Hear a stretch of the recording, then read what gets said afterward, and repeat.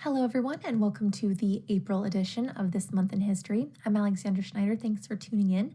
We're going to start off in 1928 when, to promote passenger and commercial air service between Milwaukee and Chicago, 30 planes carrying 120 passengers flew over Lake Forest at intervals of about 2 minutes apart. The passengers were all sales managers in Milwaukee and were guests of Chicagoans of the same profession at a banquet that evening. The flight was the largest of its kind ever recorded in the area and included several tri-motored Ford planes which could carry 10 passengers each, as well as small two-passenger biplanes. Now, up until this point in history, commercial aviation had largely been hazardous and unregulated, and it wasn't until 2 years earlier in 1926, with the establishment of the Air Commerce Act, that government regulation of flights went into effect and made this kind of transportation possible. Also, in 1928, the Deerpath Golf Course was preparing for its spring opening. Though it had been founded only a couple years prior, the Lake Forester reported that the member pricing was already going up from $20 to $21.50 in order to fund trophies and prizes for various matches. With the area already home to many private courses, Lake Foresters had long called for a public golf course.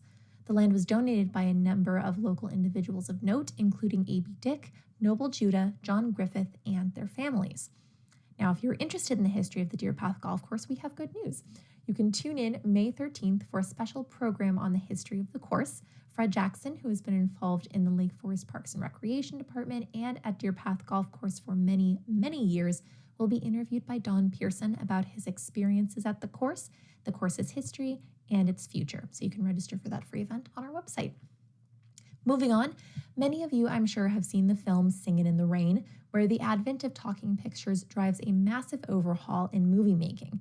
Locals experienced something similar when sound films made their debut at the Deerpath Theater in April of 1929 with The Last Warning. A new Vitaphone and Movietone made talkie offerings a daily occurrence. Large crowds gathered to see and now to hear the likes of Al Jolson and Douglas Fairbanks. For the traditionalists, however, silent films were still a regular staple. And finally, in 1931, news reached Lake Forest of the death of noted architect Henry Ives Cobb, a former resident who later lived in New York. Among the first to use steel in the construction of large buildings, Cobb was responsible for many notable Lake Forest buildings and homes, including First Presbyterian Church, the Lake Forest College Gymnasium, now Hotchkiss Hall, the Onwentsia Clubhouse, which used to be Cobb's residence, and the Durand Institute.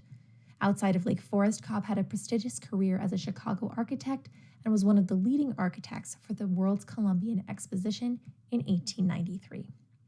There you have it, some stories from April's past. Be sure to tune in next month when we look at some May stories.